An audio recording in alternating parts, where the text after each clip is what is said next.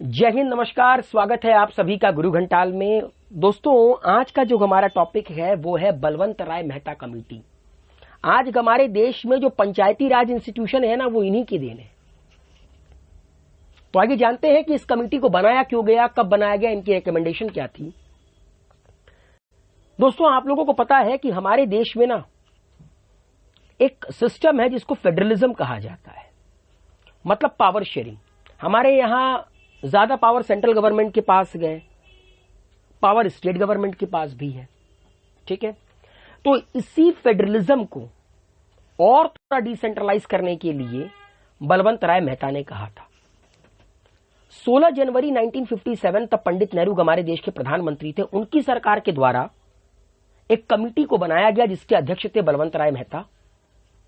अच्छा, 16 जनवरी 1957 को जब बनाया गया तो सरकार की मंशा क्या थी? असल में 2 अक्टूबर 1952 को सरकार ने कम्युनिटी डेवलपमेंट प्रोग्राम की शुरुआत की थी। यह बहुत इंपॉर्टेंट पॉइंट बता रहा हूं। कम्युनिटी डेवलपमेंट प्रोग्राम अपने दिमाग को बिठा लीजिएगा। और उसी के अगले साल, ठीक 1 साल के बाद, 2 अक्टूबर 1953, महात्मा गांधी के जन्मदिन वाले दिन, नेशनल एक्सटेंशन सर्विसेज की शुरुआत की गई थी सरकार के द्वारा। अब ये दोनों चीजें किस तरह काम कर रही हैं और किस तरह बेहतर और काम कर सकती हैं, इसी को रेकमेंड करने के लिए, इसी को एग्जामिन करने के लिए बलवंत राय मेहता कमेटी का निर्माण किया गया था सरकार के द्वारा। बलवंत राय मेहता इसके चेयरमैन थे। इन्होंने ये रिपोर्ट, अपनी रिपोर्ट सरकार के सामने 24 नवंबर 1957 को रखी और सरकार को रेकमेंड किया कि आप डेमोक्रेटिक डिसेंट्रलाइज करो सिस्टम को, मतलब लोकल लेवल पर भी लोगों को पावर दीजिए, लोकल लेवल पर भी लोगों को जिम्मेदारी दीजिए, तभी जाकर लोकल के लोगों की दिक्कतों को सॉल्व किया जा सकता है। और वहीं से शुरुआत होती है पंचायती राज सिस्टम की। The main aim of the Panchayati Raj system is to settle the local problems locally, कि लोकल प्रॉब्लम्स को लोकली ही सेटल किया जा सके और लोगों को पॉलिटिकली कॉन्शियस बनाया जा सके। छोटी छोटी बात के लिए गांव के लोग शहर ना भागे, उनके गांव में ही कोई ऐसा सिस्टम होना चाहिए जो उनके प्रॉब्लम को लोकली सॉल्व करे। और यहीं से आगाज होता है भारत में पंचायती राज सिस्टम का। अब आइए बात करते हैं कि इनकी मेन रिकमेंडेशन क्या थी। देखिए, इन्होंने कहा कि आप 3 टियर एक पंचायती सिस्टम बनाइए। सबसे जिसपे नीचे हो ग्राम पंचायत, उसके ऊपर हो पंचायत समिति और उसके ऊपर हो जिला परिषद।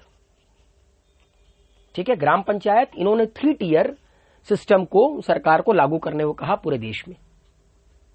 ग्राम पंचायत, पंचायत समिति, जिला परिषद।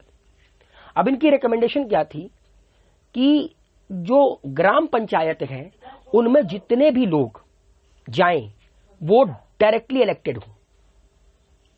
ठीक है, वो डायरेक्टली इलेक्टेड रिप्रेजेंटेटिव हो, उनको लोग चुने और चुनकर भेजे। जैसे हम लोग वोट करते हैं ना, उसी तरह जितने भी लोग विलेज पंचायत में हो उनको डायरेक्टली इलेक्ट कर भेजा जाए।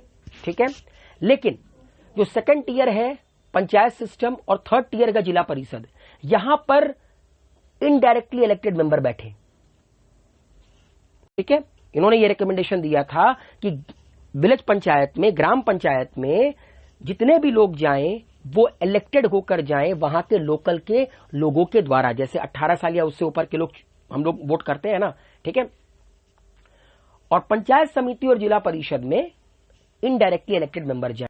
This is because panchayat is similar to the state assembly where there is place for politics, whereas samiti and zila parishad member should be more educated and knowledgeable and may not need the majority support. ठीक है, और इन्होंने ये बात इसलिए कही कि पंचायत में आप डायरेक्टली इलेक्टेड मेंबर भेजो, क्योंकि पंचायत को उन्होंने विधानसभा के बराबर माना, जहां पर राजनीति को और बेहतर किया जा सकता है। अब एक बात बताइए, गांव के लोगों को पॉलिटिकली कॉन्शियस करने के लिए क्या किया जा सकता था कि ग्राम पंचायत का चुनाव करवाइए, लोगों को बताइए कि इसमें वोट देना आपका कॉन्स्टिट्यूशनल राइट है, आप वोट दीजिए, आप पॉलिटिकली अवेयर होइए। कल आप में से कोई ग्राम पंचायत में आएगा उसके बाद स्टेट असेंबली में जाएगा। इसीलिए इन्होंने कहा कि ग्राम पंचायत में आप डायरेक्टली इलेक्टेड मेंबर्स को भेजिए। इनडायरेक्टली इलेक्टेड मेंबर्स को पंचायत समिति और जिला परिषद में इसलिए कहा क्योंकि पंचायत समिति और जिला परिषद में जितने भी लोग होने चाहिए वो एजुकेटेड होने चाहिए, वो नॉलेजेबल होने चाहिए और उनको मेजोरिटी की सपोर्ट की जरूरत ना हो। और जितनी भी डेवलपमेंटल एक्टिविटीज हो, जितनी भी प्लानिंग की एक्टिविटीज हो, उनको करने का अधिकार इनको दिया जाए। हर मुद्दा राज्य सरकार अपने हिस्से पर ना ले। द पंचायत समिति should be the executive body. Panchayat समिति जो हो, जो सेकंड टीयर हो, वो एग्जीक्यूटिव बॉडी हो और जिला परिषद advisory, coordinating and supervisory body हो। ठीक है, पंचायत समिति एग्जीक्यूटिव बॉडी हो और जिला परिषद advisory, coordinating and supervisory body हो। जिला परिषद का जो चेयरमैन हो वो डिस्ट्रिक्ट कलेक्टर हो, मतलब जो डीएम होता है हमारे यहां पर। And there should be a genuine transfer of power and responsibility to this democratic body. और जेन्युइन तरीके से इनको पावर ट्रांसफर किया जाए डेमोक्रेटिक तरीके से, ताकि ये भी अपने काम को समझें और बेहतर तरीके से अपने लेवल पर काम कर हिंदुस्तान के लोकल लेवल में जो दिक्कतें हैं, जो गांव की दिक्कतें हैं, उनको सॉल्व किया जा सके। Sufficient resources should be transferred to these bodies to enable them to discharge their functions and fulfill their responsibility। अब भैया जब पैसे की भी जरूरत तो पड़ेगी ना, बिना पैसे के तो आप प्लानिंग कुछ सोच ही नहीं सकते। तो इनको सफिशिएंट रिसोर्सेज दिया जाए ताकि ये अपने फंक्शंस को सही तरीके से कर पाए, अपने रिस्पॉन्सिबिलिटी को फुलफिल कर पाए। A system should be evolve to effect further devolution of authority in the future. और एक सिस्टम प्रॉपर इन्वॉल्व हो, ये ना सोचा जाए कि अरे यार ये तो लोकल के पंचायत की बात है, कोई दिक्कत की बात नहीं। आप इसमें इवॉल्व होइए।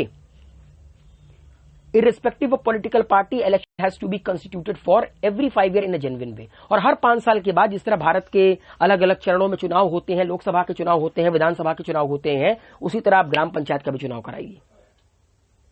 और यही इनकी रिकमेंडेशन थी जिसको नेशनल डेवलपमेंट काउंसिल ने जनवरी 1958 में एक्सेप्ट कर लिया। और राजस्थान भारत का पहला राज्य बना जहां पर पंचायती राज सिस्टम को लागू किया गया, नागौर जिले में। वो दिन था 2 अक्टूबर 1959 का।